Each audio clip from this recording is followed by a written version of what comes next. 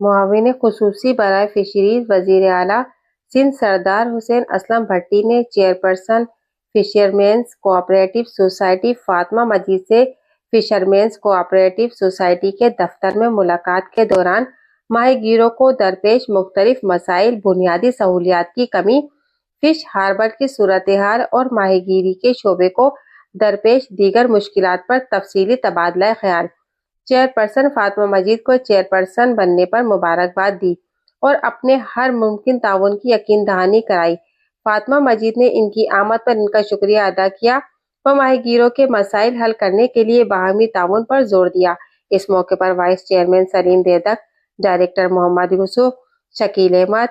ماما رشید ماڑی والا، حاجی احمد، ستار بھٹی، فیصل خالد، پرویز احمد، حاجی خان میر خان، لال بخش، عبد الناصر، سید نور علی شاہ کے علاوہ علاقہ معززین و ماہی گیر نمائندگان بھی موجود تھے۔